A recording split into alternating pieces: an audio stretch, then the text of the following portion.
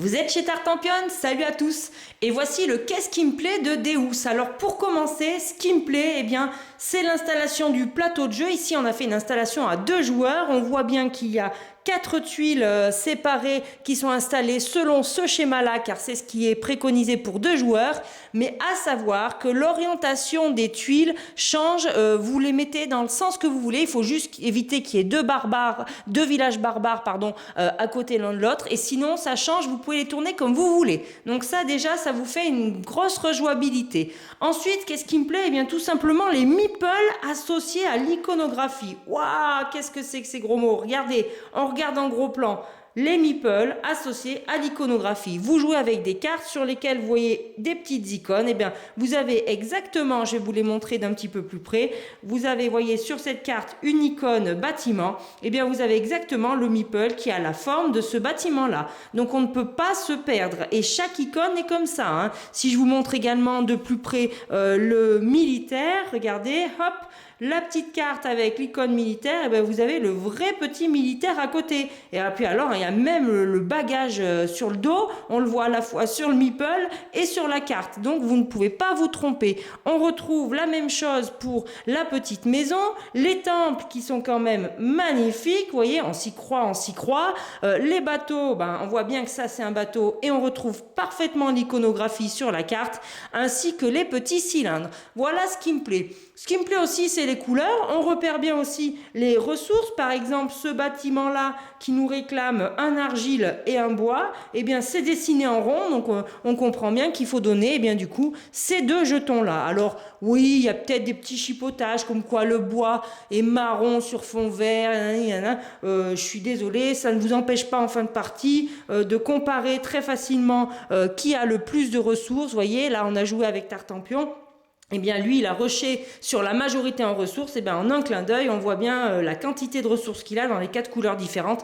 Franchement, quand on joue, on se trompe pas du tout. Donc ça, c'est, pour moi, c'est accessoire. Donc, justement, eh bien, en ce qui concerne cette fin de partie, eh bien, victoire de Tartampion face à Tartampion.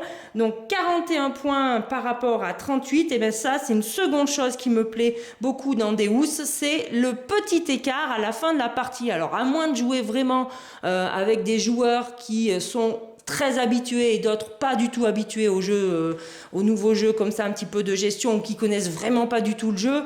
Mais quand on connaît à peu près le jeu également, et ben, vous voyez, il y a un tout petit écart. Donc ça me plaît. Ça vous fait des parties très tendues. On joue avec les points cachés, donc c'est très difficile de surveiller qui est en tête, hein. Et n'oubliez pas, le petit truc de Tartampion, n'oubliez pas qu'à la fin de la partie, on compte les majorités sur les matières premières.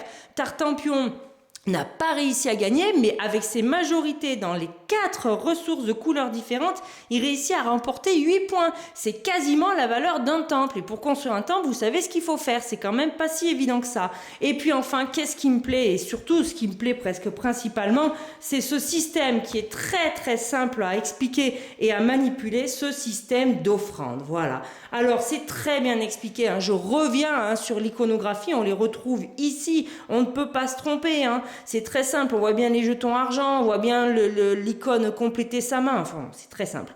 Donc ce qui me plaît, j'y viens, c'est soit pouvoir faire l'action A, c'est-à-dire construire des bâtiments en posant les cartes au-dessus et les installer sur le plateau, soit l'action B, se défausser de ces cartes.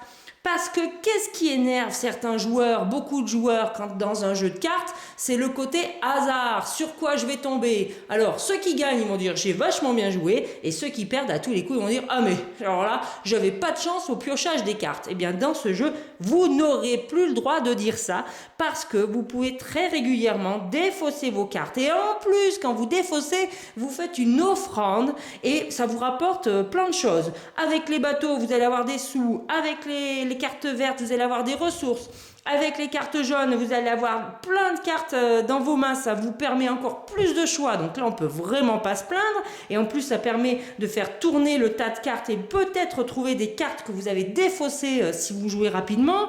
Ici, vous avez des points de victoire. Et ici, vous retrouvez de nouveaux meeples. Vous pouvez remettre des meeples sur votre plateau avec ce type d'offrande. Et avec une offrande au temple, eh bien, vous choisissez le dieu. Donc, on n'est jamais coincé dans ce jeu-là. Si vous dites, ah ben, j'ai pas la bonne carte carte pour faire une offrande au bateau, bah pas de problème. Si vous avez une carte temple, vous ferez une offrande au temple et du coup vous choisirez le dieu bateau, même si vous n'avez pas de carte bleue. Enfin bon, il y a vraiment plein de manières de jouer, on est rarement coincé. Il y a plein de manières d'avoir des ressources, soit par les offrandes, soit par les productions.